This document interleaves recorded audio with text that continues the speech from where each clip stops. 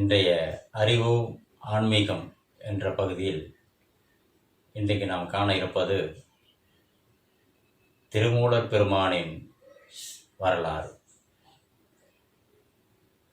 அவருடைய வரலாறை சொல்வதற்கு நாம் பெருமைப்பட வேண்டும். ஏன்னா பெருமானுடைய வரலாறை நாம் தெரிந்து கொண்டால்தான் அந்த காலகட்டத்தில் எப்படி வாழ்ந்திருக்கிறார்கள், எந்த விதமாக செயல்பட்டிருக்கிறார்கள், எதற்காக செயல்படுகிறார்கள், இதெல்லாம் நாம் கொஞ்சம் புரிந்து கொள்ளலாம். திருமூலருடைய வரலாறு நான் அவர் பாடின பாடல்களில் இருந்து தான் உங்களுக்கு விளக்கம் சொல்ல போகிறேன். ஏன்னா அதுதான் ஆதாரம். நம்ம புதுமையாக ஒன்று தெரிந்து கொண்டு இல்லை செவி வழியாக கேட்டதை வைத்து நாம் சொல்வது கிடையாது. ஏன்னா இவங்களுடைய காலங்களை அறிவது ரொம்ப ரொம்ப கடினம். கால ஆராய்ச்சி நம்மளால் இயலாத ஒன்று. ஒரு குறிப்பிட்ட இதை வச்சு மட்டும் நம்ம தெரிந்து கொள்ளலாம், அவ்வளோதான். திருமூலருடைய இயற்பெயர் சுந்தரர். ஏன்னா இதுவும் அவர் தன்னுடைய பாடலிலேயே சொல்லப்பட்டது தான். சுந்தரன் ஆகமும் சொல் மொழிந்தானே அப்படின்னும் தன்னுடைய பெயரை சுந்தரனாக அவர் சொல்கிறார். பின்னாளில் தான் அவர் அந்த இடையனுடைய உடம்பில் சென்றது பார்க்கிறது தான் அவருக்கு மூலன் அந்த உடம்பில் சென்றதுனால திருமூலராக அந்த பேர் வருகிறது. இந்த சுந்தரனுடைய பேர் வைத்து நம்முடைய அனுமானம் அன்றைய காலம் மதுரை, அதாவது லெமுரியா கண்டம் இருந்த காலம். இதையே நம்ம லெமுரியா கண்டம் வரைக்கும் போகிறோம்னா, தப்பில்லாமன்றில் தனிக்கூத்து கண்டவின் 7 கோடி யுகம் இருந்தேனேங்கிறார் பெருமான். இப்போ 7 கோடி யுகம் இருந்தாருன்னா அவருடைய காலம் எவ்வளோ பெரிய காலமாக நம்ம தெரிந்து கொள்ளலாம். அவருடைய எழுத்து நடை இதை வச்சு சில பேர் 2ஆம் நூற்றாண்டு, அதை கிமு 2ஆம் நூற்றாண்டாக இருக்கலாம், இல்லை 4ஆம் நூற்றாண்டாக இருக்கலாம் சொல்லுகிறார்கள். ஆனால் அவருடைய பாடலில் அவர் சொல்கிறக்கூடிய விஷயம், தப்பில்லாமன்றில் தனி கூத்து கண்டவின் ஒப்பில் 7 கோடி யுகம் இருந்தேனேங்கிறார். அப்போ யோகமாக தாண்டி வந்திருக்கிறார். அவருடைய வெளிப்படுத்திய சில காலத்தை மட்டும்தான் நம்ம தெரிந்து கொண்ட இதை வச்சு தான் நம்ம பார்க்க போகிறோம்.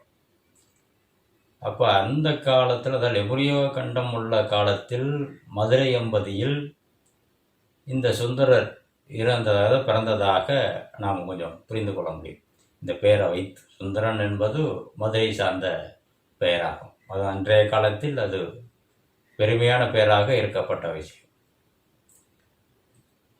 அப்போ அங்கே சுந்தரன் பிறந்தனுடைய காலம் போகர் 7000 நூலில் 6ஆம் காண்டத்தில் திருமூலர் என்ற சித்து பிறந்த மாதம் புரட்டாசி என்றும் நட்சத்திரம் அவிட்டம் 3ஆம் பாதம் என்றும் கூறப்பட்டிருக்கிறது.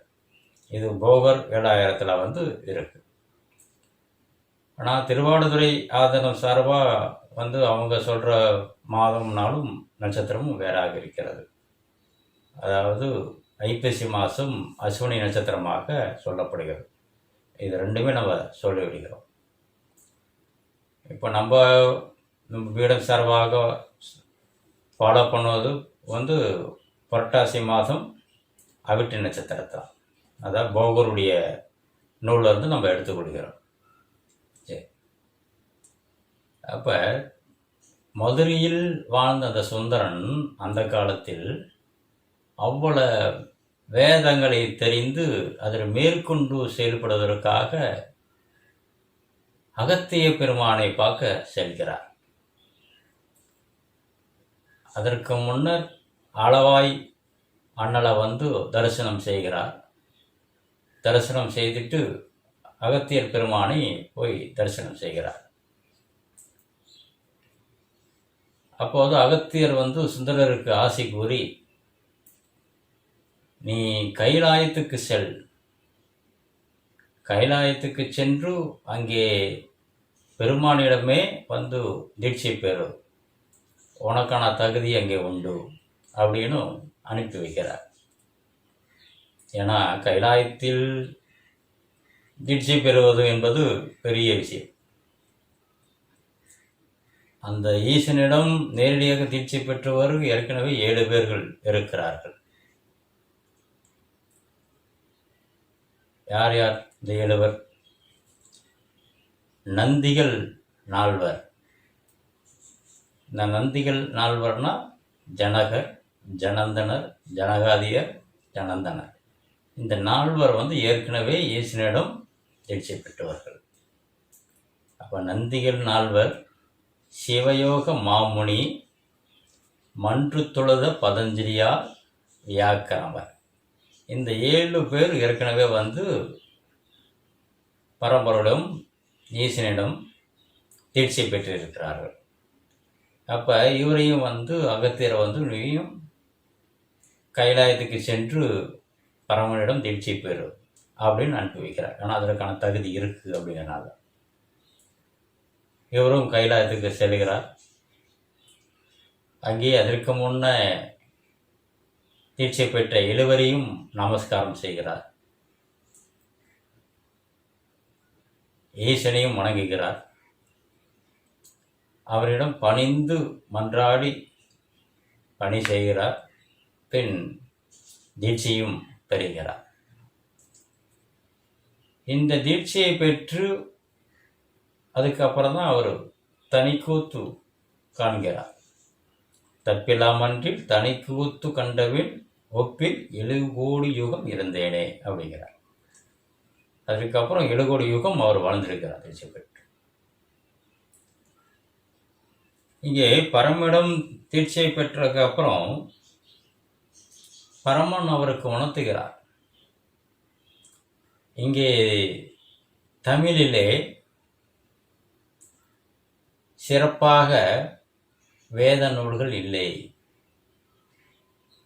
சாஸ்திர நூல்கள் இல்லை, ஆகமங்கள் இல்லை. அதற்காக நீ வந்து இந்த ஆகமம் நீ செய்ய வேண்டும். அதற்காக நீ வந்து தமிழகம் செல், அங்கு சென்று இந்த ஆகமத்தை நீ ஏற்று. வரக்கூடிய காலத்தில் மக்கள் வந்து அதை தெரிந்து மேம்படுவார்கள் அப்படின்னு பரமன் ஆசி கொடுக்கிறார். ஏன்னா எல்லாருக்கும் வந்து அந்த பாக்கியம் கிடைக்காது. இறைவனை பற்றிய செய்திகளை, அதாவது இறைவனை உடைய குணங்களை சொல்வதும் அதை அடைவதற்கான வழிமுறை சொல்வது என்பது பெரிய விஷயம். அதுதான் வேதம். வேதம்னா என்ன நம்ம புரிந்துக்கணும். வேதம் என்பது பரமனுடைய இயல்புகள், குணாதிசயங்கள், இதை சொல்வது ப்ளஸ் அதை அடைவதற்கான செயல்பாடுகளையும் சொல்வது. அப்போ அது சொல்லும்போது தான் அது ஆகமமாக இருக்கும். ஏற்கனவே வந்து சமஸ்கிருதத்தில் அந்த நூல்கள் இருக்கின்றன. ஒரு சொல்கிறார், 5ஓடு 21 23 ஆகமம் உள்ளனங்கிற, அதாவது மொத்தம் 28 ஆகமம் இருக்கின்றனங்கிற. இங்கே எத்தனை வேதங்கள் படித்தாலும், 8 கோடி படித்தாலும் அண்ணல் அறைந்த அறிவு அறியாவிடின் 7 கோடியும் நீர்மேல் எழுத்தாகும். அப்போ இந்த வேதங்களை படித்து புரிந்து கொண்டு செயல்படுவதற்கு இங்கே அண்ணனுடைய கருணை தேவைப்படுகிறது, பெருமானுடைய கருணை தேவைப்படுகிறது. அது நமக்கு அருளா வெட்டலாம். அதை எவ்வளோ படித்தாலும் நம்மளால் புரிந்து கொள்ள முடியாது. ஆனால் அவன் உணர்த்தினா தான் தெரியும். அப்போ அதுக்கு நிகராக தமிழிலும் ஏற்றுவதற்கு சுந்தரருக்கு கருணை புரிகிறார். பெரும் பாக்கியம் சுந்தரருக்கு. சுந்தரர் மிகுந்த சந்தோஷத்தோடு அவரிடம் வணக்கம் வாங்கிட்டு அங்கே இருந்து அப்படியே ஒவ்வொரு சிவாலயமாக தரிசித்து கொண்டே வருகிறார். வரும்பொழுது சிதம்பரத்துக்கு வருகிறார். சிதம்பரத்தில் அங்கே பதஞ்சலியாரும் வியாக்கிரமரும் அங்கேயே தங்கிவிட்டார். சிதம்பரத்திலே அவர்களையும் தரிசனம் பண்ணிட்டு நடராஜனையும் தரிசனம் பண்ணுகிறார். அப்போது நீ இங்கே இருந்தே சிவாகமம் ஏற்றலாம், உனக்கு இந்த காவேரி கரையே உனக்கு உகந்த பகுதி, நீ சிவாகமத்தை ஏற்ற வேண்டும் அப்படின்னு பரமன் உணர்த்துகிறார். சுந்தரரும் அதை வணங்கிவிட்டு அப்படியே காவிரி கரையாக வருகிறார். தாண்டி வந்தால் திருவாடுதுறை. அங்கே திருவாடுதுறை மாசிலாமணீஸ்வரையும் வணங்குகிறார்.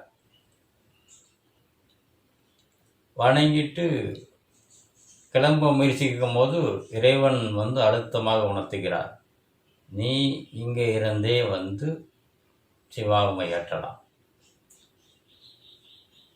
அப்படி சொல்கிறார். சரி, இவர் அதை கொஞ்சம்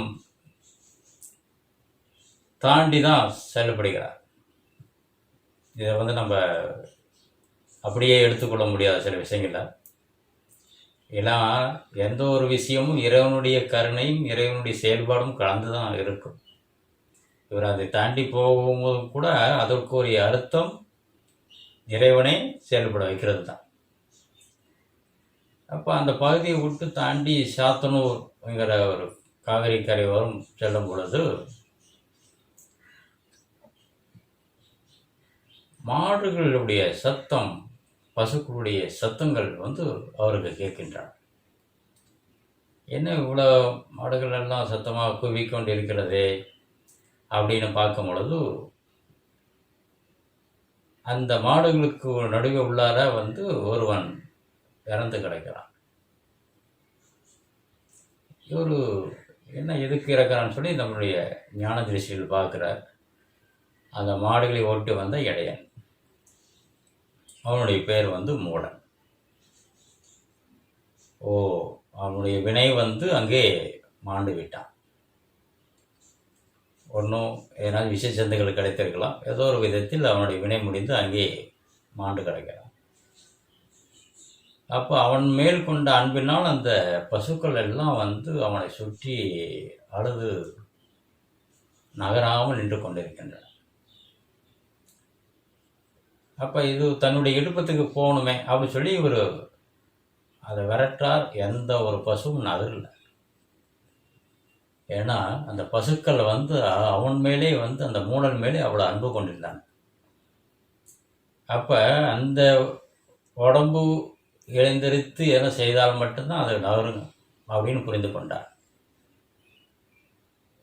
இரக்கமே மிகுந்தவர் சித்தர்கள். அப்போ சரி, இந்த பசுக்கள்லாம் அதனுடைய இடத்துல நம்ம போய் கொண்டு விட்டுறலாம் அப்படின்னு சொல்லிட்டு தன்னுடைய உடம்ப ஒரு பதனமாக ஒரு இடத்துல மறைத்து அங்கேயிருந்து கூடு பாய்ந்து மூலனின் உடலில் எழுந்திருக்கிறார். அதை பார்த்தவுடன் எல்லா பசுக்களும் சந்தோஷமாக மலர்ச்சி அடைகின்றன. அவனை கிட்ட தழுவி, அதாவது உரசி கொண்டு நிற்கின்றன. அப்போ அந்த மூலன் உடம்பில் உகந்த சுந்தரர் திருப்பி ஒரு பாட்டு அந்தபடி நடந்து வருகிறார். எல்லா பசுகளும் மாடுகளும் கூடவே வருகின்றன. பக்கத்தில் உள்ள கிராமத்துக்கு வந்தவுடன் அது அவங்கவுங்க வீட்டுக்கு சரியாக சேர்க்கிறது. கடைசியாக அந்த மூலனுடைய மாடும் அவன் கூட அவன் வீட்டுக்கு கரெக்டாக கூட்டி செல்லுது. அந்த வீட்டுக்கு சொந்தவுடன் அந்த வீட்டில் மூலனுடைய மனைவி எதிர்பார்த்து காத்து கொண்டிருக்கிறார். அப்போது அந்த மாடு உள்ளே சென்றவோடு இவர் திரும்புகிறார். ஆனால் மனைவி நீங்கள் எங்கே திரும்பி கிளம்புகிறீர்கள் அப்படின்னு சொல்லி கையை பிடிக்கவர். இவர் கையை உதறிட்டு, நீ நினைக்கிற மனிதன் நான் அல்ல அப்படின்னு சொல்கிறார். அவர் மனைவிக்கு புரியல முதல்ல. என்னையா சொல்கிற, நீ பாட்டு வளர்ற, மரங்களை விட்டு திருப்பி நீ எங்கே போகிற அப்படின்னு. இவர் பாட்டு போய் அங்கே ஒரு சாவடியில் போய் உட்காந்துக்கிட்டார். அப்போ அவருடைய மனைவி, திருமூலருடைய மனைவி ஊர் தலைவரிடம் சென்று முறையிட ஊர் தலைவரெல்லாம் சேர்ந்து வராங்க அந்த மூலனுடைய சாவடி இருக்கிற இடத்துக்கு. அங்கே பார்த்தவுடன் மூலன் தான் இவருடைய கணவன் அல்ல அப்படின்னு விளக்கம் சொல்கிறார். அவர்களும் புரிந்து கொள்கிறார்கள். ஏன்னா பேச்சு நடை எல்லாமே வேறாக இருக்கிறது. அப்படின்னோடனே, அம்மா இவர் உன்னுடைய கணவர் இல்லை, உன் கணவர் உடலில் இருக்கும் வேறு யாரும் ஞானி, இனிமேல் உனக்கு அது சொந்தம் இல்லை அப்படின்றார். அவர் மனைவியும் அழுது புலம்பி சென்று விடுகிறார். பின் தன்னுடைய உடம்பை நாடி இவர் சுந்தரர் வருகிறார். இங்கே பார்க்கும்போது தன்னுடைய உடம்பு இல்லை. அப்போ தான் இறைவனுடைய எண்ணங்களை அவர் புரிந்து கொள்ள முடியாது. அவர் அங்கேயே இருந்து சிவாகமம் ஏற்ற வேண்டும் என்று கட்டளை. அந்த ஒரு கொஞ்சம் காலம் அங்கே இருக்கணுங்கிறதுக்காக அவருடைய உடம்பில் மாற்றம் கொள்கிறார். ஏன்னா அந்த உடம்பு சித்து பெற்ற உடம்பு. இப்போ மூலன் உடம்பு சித்து பெற்ற உடம்பு அல்ல. அறிவு மட்டும்தான் அவருக்கு சொந்தமான விஷயமாக இருக்கிறது அங்கே. அப்போ வேற எங்கேயும் நவர முடியாது அதிகமாக. அதனால் இவர் திருப்பி திருவாடுதுறை வருகிறார். அங்கே உள்ள மாசிலா மணீஸ்வரரை வணங்கி அந்த அரச மரத்தடியில் அமர்கிறார். திருப்பி தாவம் ஏற்றி அந்த உடம்பையும் சித்து பெற்ற உடம்பாக மாற்றி ஆண்டுக்கு ஒரு பாடலாக 3000 பாடல்களை பாடுகிறார். மூலன் உரை செய்த 3000 தமிழ்,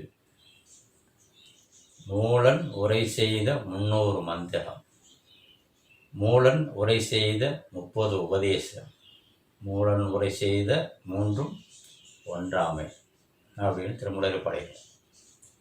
அப்போ அந்த 3000 பாடல்களை ஆண்டுக்கு ஒரு பாடல்களாக ஏற்றுகிறார். இது சேக்கிழா பெருமானும் சொல்கிறார். ஆண்டுக்கு ஒரு படம் ஏற்றதாக அவருடைய பாடலில் வருது. அப்போது ஒரு பாடலை ஏற்றுவதற்கு ஒரு ஆண்டு ஆகுதுன்னா அப்போ அதுக்கான பெருமை எவ்வளோ கருத்துக்கள் அதில் இருக்கணும்.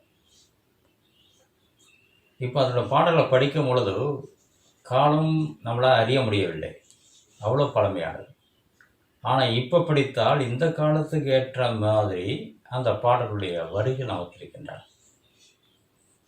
காலம் கடந்தும் அதனுடைய நடை, அதனுடைய அந்த மொழித்தன்மை மாறாமல் நமக்கு இப்பொழுதும் அது எளிமையாக புரிகிற மாதிரி வைத்திருக்கிறது.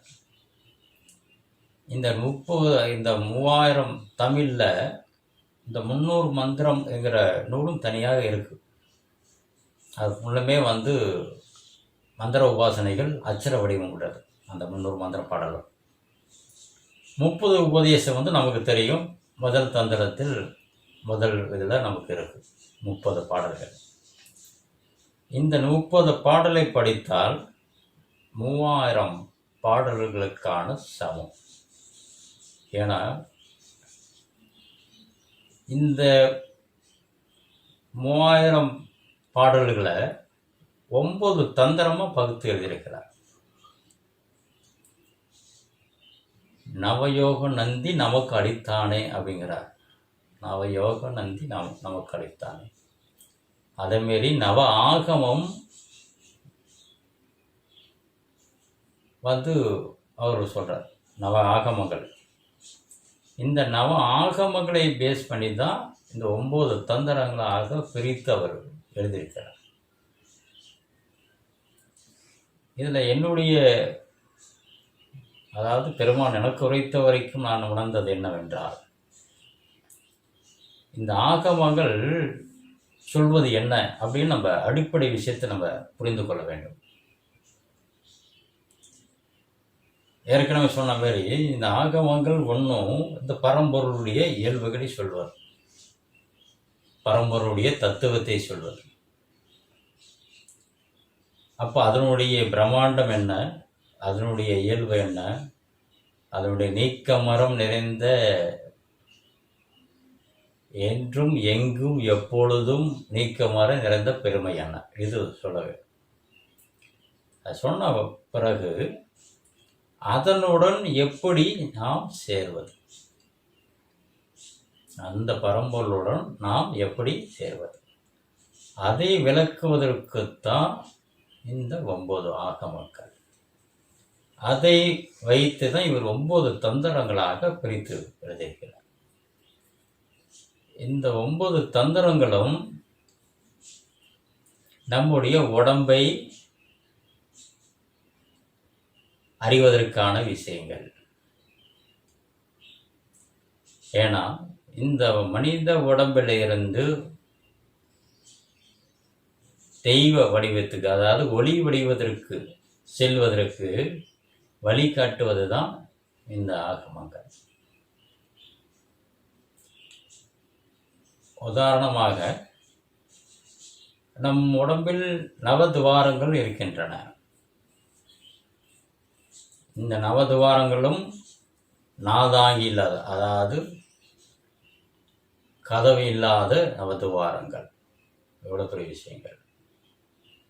இதுவும் திருமூலர் தான் சொல்கிறார், நாதாங்கி இல்லா நவதுவாரங்கள் அப்படின்னு சொல்கிறார். அப்போ இந்த நவதுவாரங்கள் எப்பொழுது அடைபடும், எப்பொழுது மூடும்?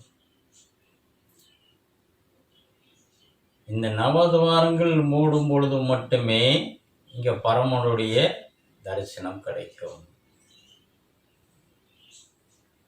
இந்த நவதுவாரங்கள் சேர்த்து 10வது துவாரம் ஒன்று திறக்க வேண்டும். அதுதான் உள்ளே வந்து அகக்கண்ணை திறந்து ஆகாய கங்கையாக அமிர்தபாகம் சுரப்பது. 10வது துவாரம். அண்ணாக்கு மேலே இந்த கவாடத்துக்கு கீழே வந்து ஒரு துவாரம் ஏற்படும். இது சரியாக நம்முடைய இங்கே பின்பகுதி பீனியல் கிளாண்டில் இருந்து நேராக ஒரு துவாரம் செலுத்தப்படும் பொழுது அது கண்ணுக்கும் இங்கே இரு கண்களுக்கு நடுவிலே ஒரு துவாரம் செலுத்தும் போது, பின்பகுதியில் இருந்து ஒரு துவாரம் செலுத்தப்படும் போது அதிலிருந்து கீழ் நோக்கி ஒரு துவாரம், அதாவது வழிகள் மட்டும் நான் சொல்கிறேன், அது துவாரமாக சொல்லக்கூடாது, வழிகள் வந்து அது அண்ணாவுக்கு கீழே வந்து ஒரு துவாரமாக அது வரும். அந்த 10வது துவாரம் திறக்கும் பொழுது இந்த 9 துவாரங்களும் மூடிக்கொள்ளும். ஏன்னா இந்த 9 துவாரங்களும் வெளி நோக்கில் இருப்பவை. 10வது துவாரம் திறக்கும் பொழுது எல்லாமே உள்நோக்கி மூடிக்கொள்கின்றன. ஏன்னா அதுக்கு வெளிநோக்குக்கு தேவை இருக்காது. சாதாரணமாக நாம் இருக்கும் பொழுது நம்முடைய சக்தி இழக்கிறதுனால் அதை சக்தி எடுத்துக்கொள்வதற்கு உணவு உண்கிறோம். அந்த உணவை உண்பதற்கு நமக்கு வாய் தேவை, அதை நறுமணத்தை நுகர்வதற்கு மூக்கு தேவை, கண்கள் பார்த்து அதை ஒரு பரவசம் அடைவதற்கு கண்கள் தேவை. அப்போ அதில் ருசித்து சாப்பிடும் போது அது கழிவுகளை வெளியேற்றுவதற்கு சில துவாரங்கள் கீழ்முகமாக அதுக்கான துவாரங்கள் தேவை. இப்படி 9 துவாரங்களும் அழுக்கை வெளியேற்றுவதற்காக இருக்கின்றன. உள்கொண்டும் திருப்பி அதை அழுக்கை வெளியேற்றுவது. அப்போ உள்ளுக்குள்ளேயே நமக்கு தேவையான சக்தி நமக்கு கிடைத்து விட்டால் நமக்கு வெளி தேவை எது? வெளியிலிருந்து எடுத்துக்கொள்வதற்கு எது தேவை? எதுவும் தேவை. இதைத்தான் 9 தந்திரமாக பிரித்து எழுதியிருக்கிறார். ஏன்னா இதெல்லாம் சூட்சும பலன்கள். இதை படித்து ஆழ்ந்து குருவின் முகாந்திரமாக தெரிந்து மேற்கொள்ள வேண்டும். இது எல்லாருக்கும் தெரிவிக்கணும். யான் பெற்ற இன்பம் பெருக இவ்வையகம் அப்படிங்கிற கருத்தில் அவர் சொல்லியிருக்கிறார்.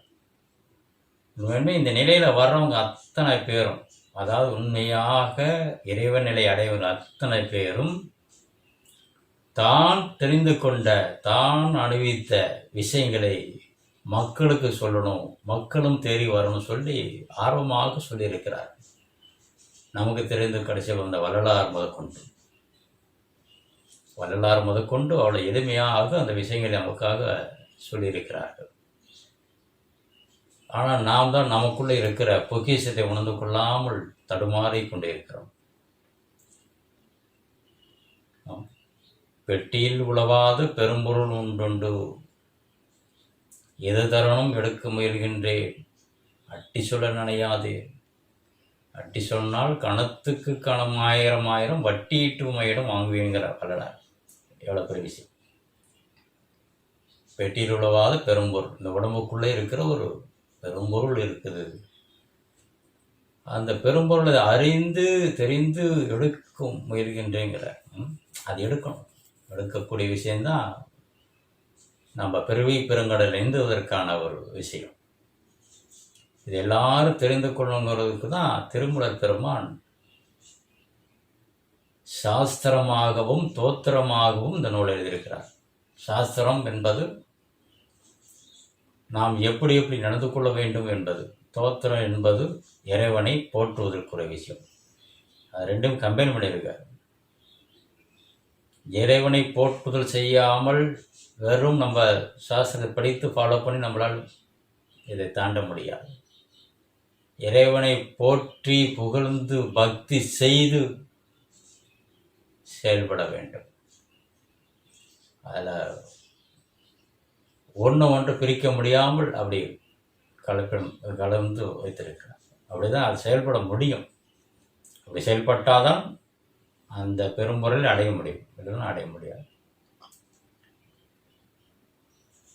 இந்த 3000 பாடல்கள் அவரை இயற்றி அதற்பின் சிதம்பரத்திலே அவர் நடராஜரோடு கலந்து விட்டார்.